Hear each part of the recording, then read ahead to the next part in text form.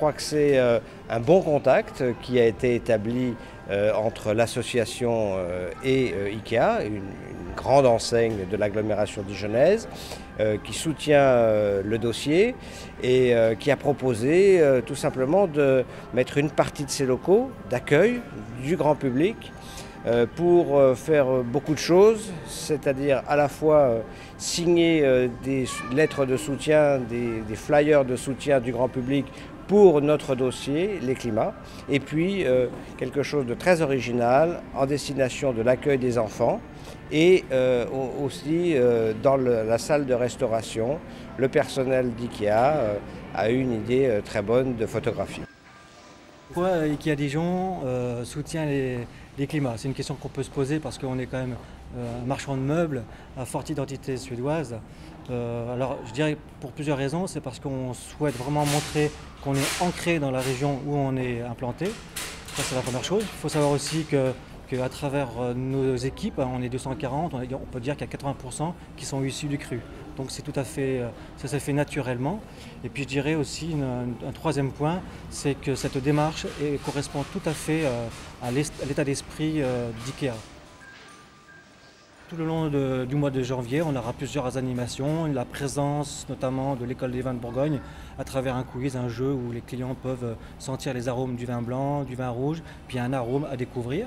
Donc il y aura à gagner des cours de dégustation. Nous avons au restaurant une exposition de photos de Armelle, qui est une photographe artiste de la Bourgogne. Vraiment, on a créé une atmosphère locale dans le restaurant pour montrer que IKEA Dijon est vraiment ancré dans cette belle région. Et puis aussi, nous avons une conférence qui va expliquer ce que c'est que les climats. Il y aura une dégustation de 4 climats qui sont des Perdants-Vergelès, montrer qu'en fin de compte, un Perdants-Vergelès peut être dégusté différemment 4 fois. On va rentrer tout de suite dans le vif du sujet. On va présenter 4 vins donc, du village de Perdants-Vergelès qui est situé en Côte-de-Beaune. L'idée était effectivement de faire ressortir les différences qui étaient liées au climat. 4 climats différents sur le même village, en l'occurrence un Perdants-Vergelès 2010. Donc un premier vin qui était un village, les Combottes, versant nord, on va dire côté nord du village. Et puis ensuite, on aura donc Ancara 2, exposé est. On va retrouver le clos du village qui est donc plus centré par rapport au village. Et puis on a terminé sous Frétille, qui est un magnifique premier cru avec une position plein sud. Effectivement, en dégustation, on a bien noté les différences. Certains vins étant plus sur la minéralité, d'autres sur le fruit, d'autres encore sur la complexité. Et cette notion de terroir et de climat est apparue assez facilement. L'expérience était très enrichissante. Qu'en plus, démocratiser le vin est une chose à laquelle je tiens énormément.